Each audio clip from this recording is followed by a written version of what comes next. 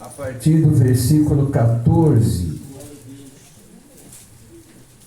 a oração de Paulo pelos Efésios. Diz assim: por causa disso, me ponho de joelhos perante o Pai de nosso Senhor Jesus Cristo, do qual toda a família nos céus e na terra toma o nome, para que, segundo as riquezas da sua glória, vos conceda que sejais corroborados com poder pelo seu Espírito no homem interior, para que Cristo habite pela fé no vosso coração, a fim de, estando arraigados e fundados em amor, poderdes perfeitamente compreender com todos os santos qual seja a largura e o comprimento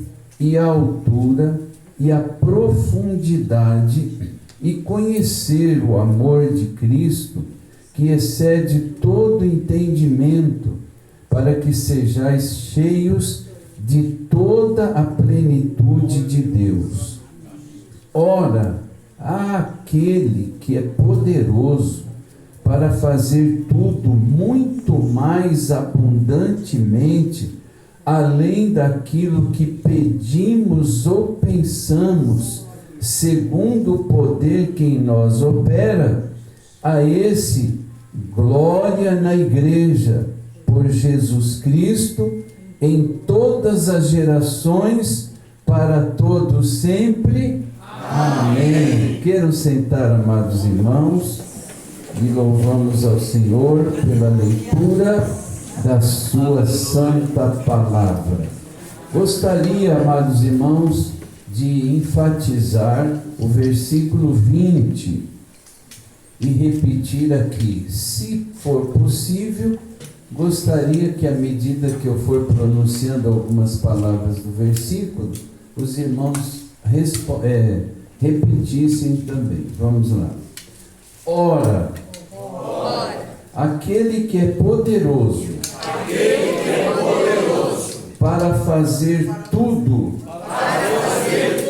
mais abundantemente, além daquilo que pedimos ou pensamos, segundo o poder que em nós opera. Amém. Glórias a Deus por isso. Amados irmãos, nós podemos dizer biblicamente fundamentados o que disse o profeta Daniel na sua palavra. Este é o dia que o Senhor Deus fez, e cabe da nossa parte o que? Vamos lá? Deus fez. Alegremo-nos e regozijemo-nos nele. Glórias a Deus.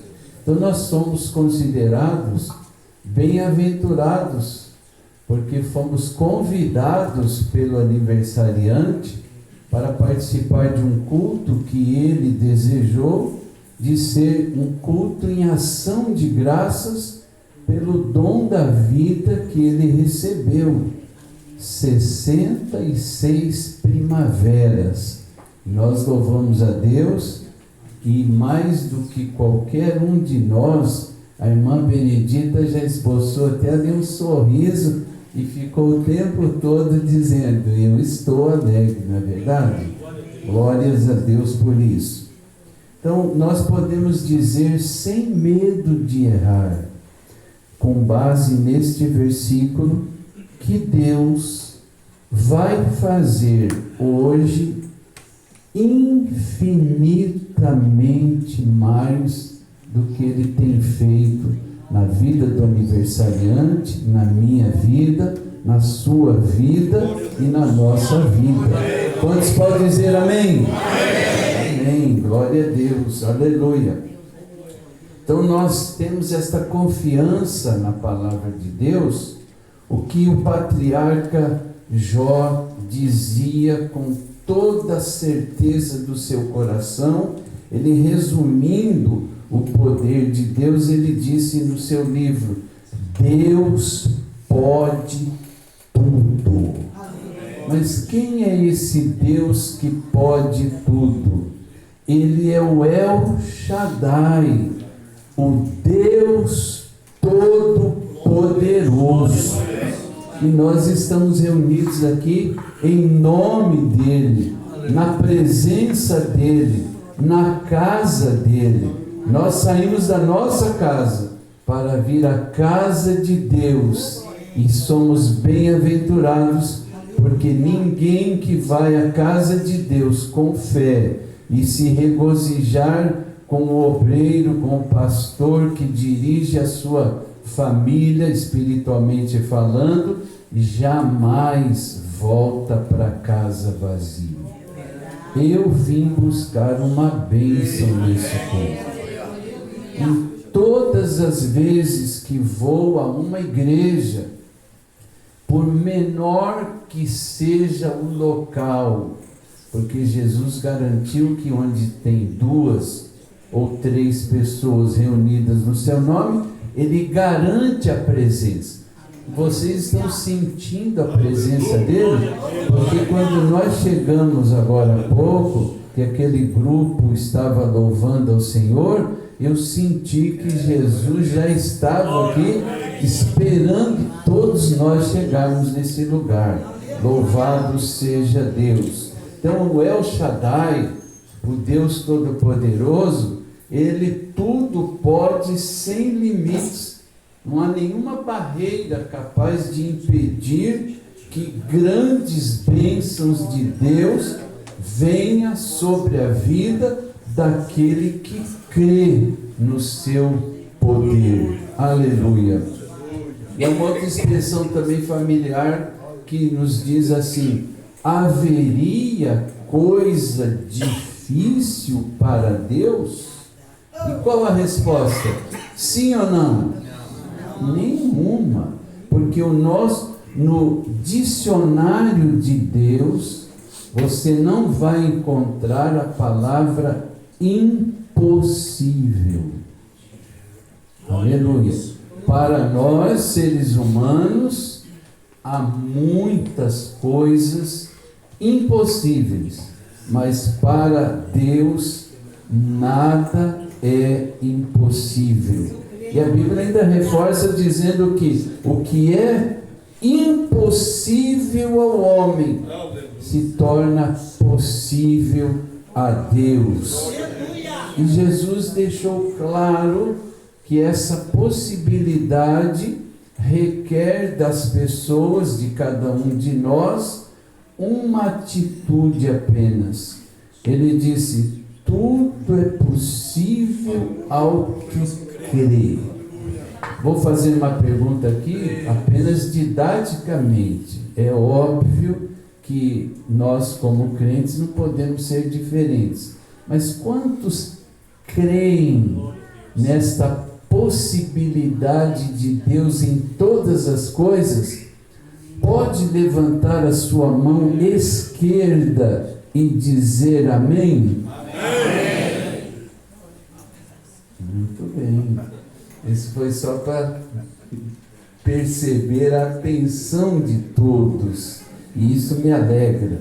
Mas a segunda carta do apóstolo Pedro, no capítulo 1, os versículos 3 e 4, diz assim: visto como o seu divino poder nos deu tudo o que diz respeito à vida e piedade, Ele nos tem dado, olha que Pedro disse, grandíssimas e preciosas promessas. Então esse Deus é grande. E ninguém veio aqui para buscar as migalhas que caem da mesa do Senhor. Ele reservou para todos nós aqui grandíssimas e preciosas promessas. E o apóstolo Paulo, nessa epístola aos Efésios, no capítulo 1, versículo 3, ele diz assim: bendito o Deus e Pai de nosso Senhor Jesus Cristo, o qual nos abençoou com meia dúzia de bênçãos. É isso que está escrito? Todas? Não é meia dúzia? Vou repetir.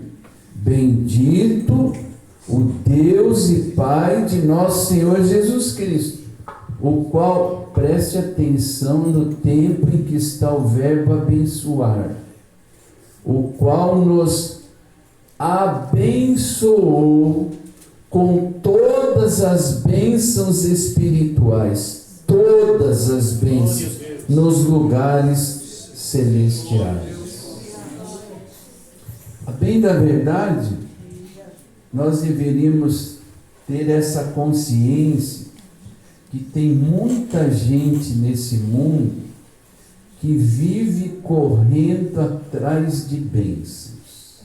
Olha, ali tem um povo lá na esquina da nossa rua, lá tem bênção de Deus, então nós vamos correr para lá, pastor Disseu, para buscar bênção. E alguns saem até da sua igreja porque parece que está carente de bênçãos, né? Não tem mais bênção na igreja dele, mas onde ele ouve falar que tem bênçãos, me permitam aqui, a pessoa vai atrás de bênçãos, atrás de bênçãos. E quando a Bíblia diz que o Senhor já nos deu, nos abençoou com que tamanho de bênçãos? Tamanho grandíssimas, e a qualidade preciosas bênçãos. A Bíblia diz que as bênçãos de Deus nos acompanham. É como se, mesmo que a pessoa não queira, a bênção vai atrás dele para abençoar. Então, nessa noite, nenhum de nós ficará sem ser alcançados por grandíssimas bênçãos, preciosas bênçãos para as nossas vidas. Não seremos decepcionados. Vamos sair por aquela porta levando bênçãos preciosas para nossa casa. Basta simplesmente atender à observação de Jesus, que tudo é possível ao que crê. Se houver incredulidade, esqueça que vai receber alguma coisa do Senhor. Mas o Senhor está aqui para fazer com que fez já uma vez, quando alguém foi em busca de Jesus e disse: me ajuda, Senhor, na minha incredulidade. Aleluia. Então nós temos esta esperança de que isso vai acontecer. Há muitas razões pelas quais nós devemos ser agradecidos a Deus. Primeiro, por Ele já ter nos abençoado com todas as bênçãos espirituais nos lugares celestiais. Porque Ele também nos escolheu quando nós decidimos a segui-lo e recebê-lo como único, suficiente Salvador e Senhor absoluto das nossas vidas. Ele nos redimiu, e no momento em que nós nos convertemos, Ele, a Bíblia diz, que nos selou com o Espírito Santo no momento da nossa conversão. Não batizou com o Espírito Santo, mas Ele colocou a marca dele, o selo, para Satanás saber que essa pessoa tem dono. Aleluia! E pertencemos a Jesus Cristo, o nosso Senhor. E Ele nos tornou conhecido, porque Ele se fez homem, habitou entre nós, teve os mesmos sentimentos, desejos que cada um de nós temos, para deixar bem claro que se nós formos fiéis a Deus, nós teremos a certeza e a garantia de que nunca estaremos sozinhos e encontraremos forças com El Shaddai, o Deus Todo-Poderoso, para enfrentar todas as lutas, as barreiras, as adversidades neste mundo. Aleluia! Ele também nos deu uma herança, a herança da vida eterna. E interessante essa expressão, que nós sentimos que Deus é agradável para nós, mas o que Ele fez por nós é que Ele nos tornou agradáveis a Ele mesmo. Então, cada vez que Deus olha para nós, que aceitamos o seu único Filho como Salvador, aleluia, nós nos tornamos pessoas agradáveis a Ele. Aqui nesse mundo, pode ter pessoas que não gostam de nós, que não têm a menor preocupação conosco, pelo contrário, até antipatia. Mas Deus não, quando Ele olha para a irmã, para o irmão, aleluia, Ele nos tem como pessoas agradáveis a Ele. Glórias a Deus por isso. E hoje, eu gosto desse Deus que trabalha hoje. O que Ele já fez ontem, glória a Deus por isso, mas já ficou para ontem. O que Ele vai fazer amanhã, nós não sabemos. Sabemos das promessas relacionadas à vida eterna, se formos fiéis até a morte. Mas Deus trabalha muito com o hoje. E hoje, Deus entra com providência no seu lar. No seu lar. Você pode dizer para alguém se sentir bem, não é obrigado. Mas você pode dizer para alguma pessoa que está perto de você e você vai ouvir a mesma coisa. Meu irmão, estou dando um exemplo, uma sugestão. Meu irmão, minha irmã, meu amigo, minha amiga, visitante, hoje Deus entra com providência no seu lar e na sua família.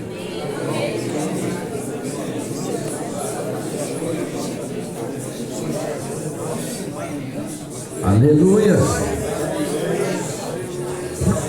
Hoje Deus entra com providência no seu casamento.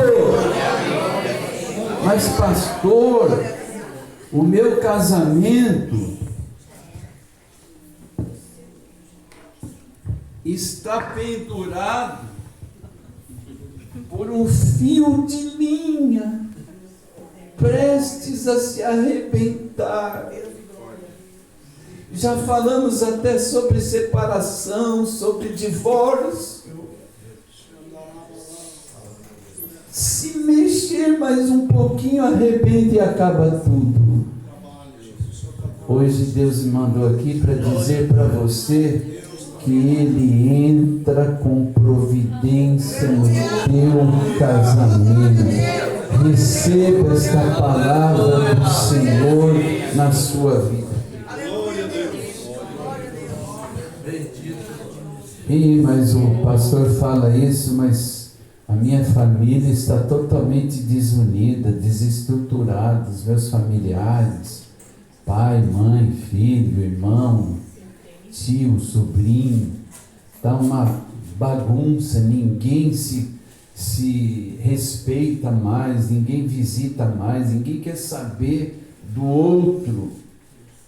Mas nesse culto que Deus está alegre, porque Deus se alegra quando o seu povo se reúne para agradecer a Ele. E esse é um culto de ação de graças do seu pastor, do nosso pastor aqui. Então Deus entra com providência no relacionamento da sua família. E se você colocar a sua fé em ação, o Espírito do Senhor vai tocar em cada membro da sua família, onde quer que esteja, ou que esteja fazendo agora, aleluia, para mostrar para você que Ele continua sendo El Shaddai, o Deus Todo-Poderoso. Aleluia, glória a Deus. Interessante que o texto diz que Ele é tão poderoso para fazer tudo infinitamente mais além daquilo que nós pedimos, que nós verbalizamos na nossa oração. Ele é tão poderoso que Ele vai além do que a gente pensa e que não fala, segundo o poder que em nós opera. Como? Quando aceitamos Jesus, o Espírito Santo elege o meu corpo, o teu corpo, para fazer dele sua morada, sua habitação. E muito mais do que isso, Jesus, ao tranquilizar os seus discípulos de que iria se ausentar por um tempo para nos preparar lugar lá no céu, lá na eternidade, Ele disse assim: eu não vou deixar vocês, uma expressão humana, que diz ao Deus dará, Deus com D minúsculo, quem quiser que se vire, é problema de vocês. Não, Ele disse: eu não vou deixar vocês órfãos, eu vou enviar o Consolador, o Espírito Santo, e quando Ele vir, sabe o que vai acontecer? Jesus disse: Ele me glorificará. Sabe, uma das milhares de maneiras pelas quais o Espírito Santo glorifica Jesus? Através do meu e do teu corpo físico, quando a gente abre a boca e diz glória a Jesus, aleluia, louvado seja o teu nome. Nós emprestamos o nosso corpo para o Espírito Santo glorificar a Jesus.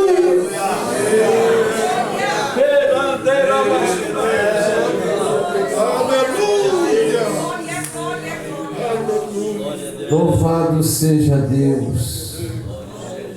Mas hoje Ele entra com providência no seu trabalho, no seu negócio.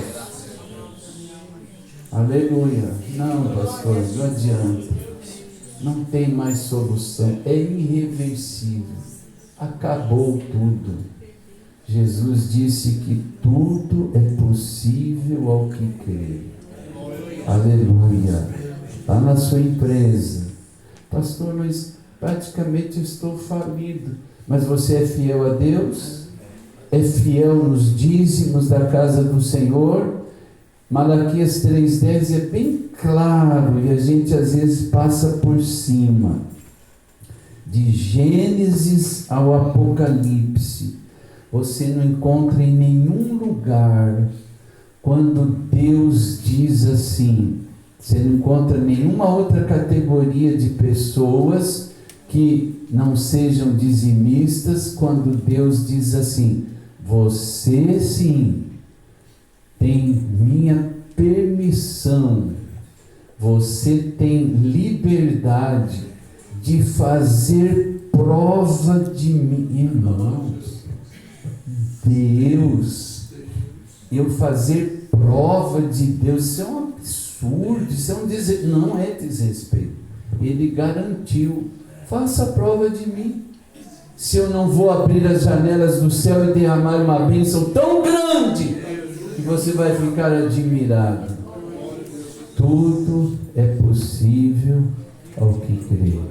Aleluia, glórias ao nome do Senhor. Mas tem pessoas que estão em situação bem mais crítica do que outros. Então ele não vai somente fazer estas coisas que eu citei, mas a palavra de Deus diz que hoje o Senhor te trouxe aqui porque vai remover o teu cativeiro. Aleluia. Joel, capítulo 3. Vamos dar uma olhadinha lá. Joel, capítulo 3.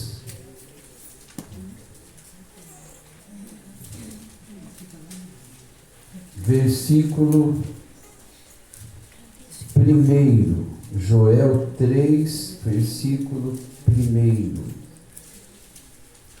Porquanto eis que, naqueles dias e naquele tempo, em que removerei o cativeiro de Judá e de Jerusalém.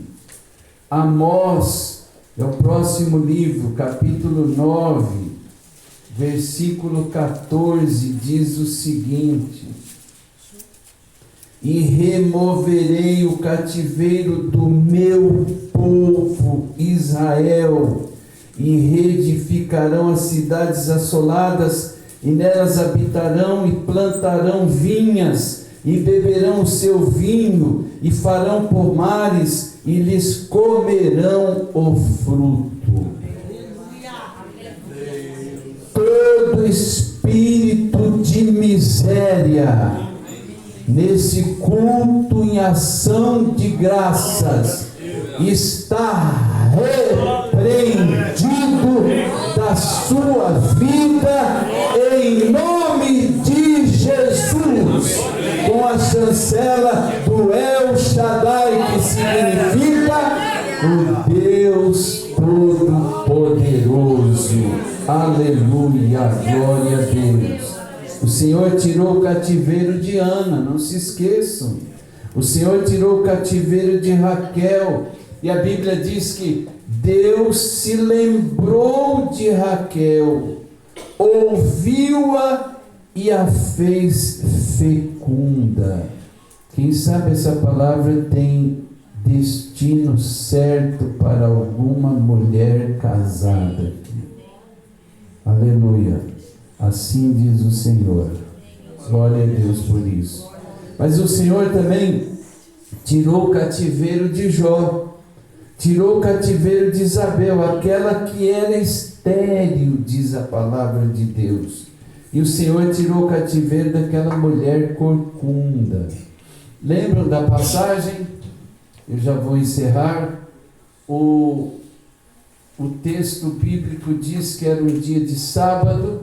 Jesus entra na sinagoga e observa, antes de falar observa o que ou quem, Jesus trouxe uma mensagem do Evangelho que dignificou a mulher. Até então, a mulher, segundo o direito romano, era considerada como se fosse um objeto, do qual o marido podia se dispor. E na literatura diz que, um exemplo, se a mulher deixasse queimar a comida que estava fazendo, era motivo para despedi-la com carta de divórcio. Na vida judaica, na sinagoga, a mulher não participava da solenidade do culto, muito menos me fugiu a palavra aqui, da liturgia do culto. Era só os homens. A mulher não tinha vez para nada. Se quisesse, ficaria num cercadinho próximo à entrada, olhando com dificuldade, bem quietinha, porque não tinha oportunidade. Aquela mulher pobre, porque diz que gastou todos os seus bens para cura, não teve solução, era idosa, doente e esteticamente andava talvez a 90 graus. Imagine o problema que ela tinha na coluna, no pescoço.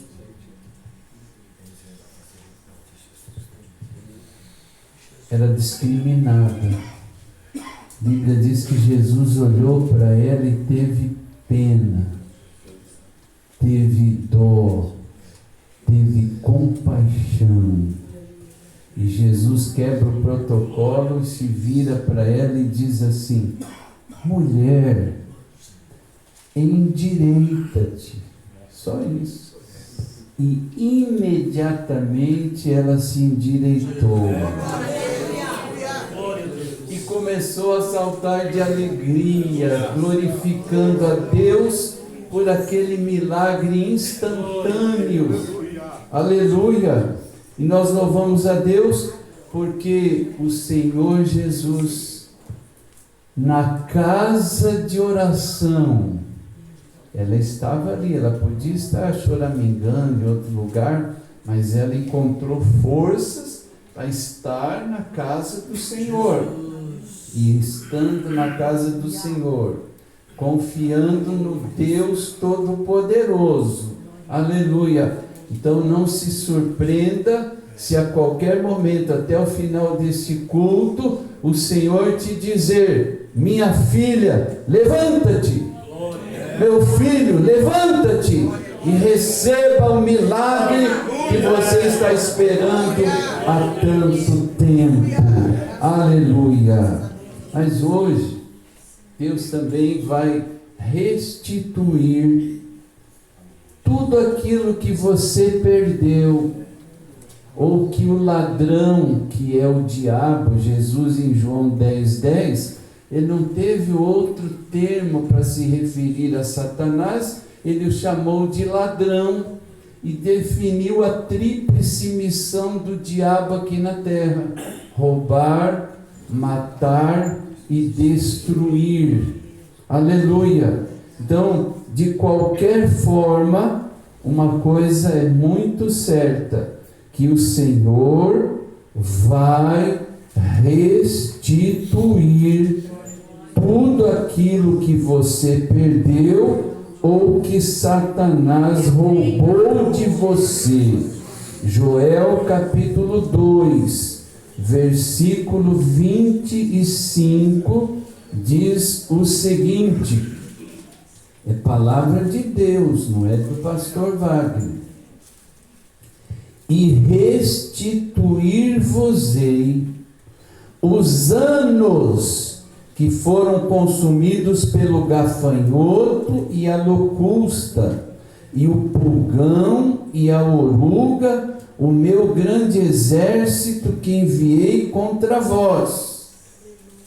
E comereis fartamente, e ficareis satisfeitos, e louvareis o nome do Senhor vosso Deus, que procedeu para convosco maravilhosamente, e o meu povo não será mais envergonhado. E vós sabereis que eu estou no meio de Israel, e que eu sou o Senhor vosso Deus, e ninguém mais, eu acrescento aqui, nem Satanás, e o meu povo não será envergonhado para sempre. Assim diz o Senhor. Aleluia! Glórias ao nome do Senhor. Eu não sei o que você perdeu, por que perdeu, onde perdeu, se o inimigo roubou de você, mas uma coisa é certa: Jesus deixou claro, eu vou repetir aqui tantas vezes quantas forem necessárias, que tudo é possível ao que crê. Você pode até fazer uma oração agora, mentalmente, dizendo: Senhor, aumenta a minha fé. E se ela for do tamanho de um grão de mostarda, pena que eu não trouxe aqui alguns grãos que eu tenho lá em casa, fica mais fácil numa classe pequena de escola dominical, etc. os irmãos que estão aqui no púlpito teriam dificuldade de visualizar e saber o que era que estava no meu dedo polegar, de tão pequeno que é.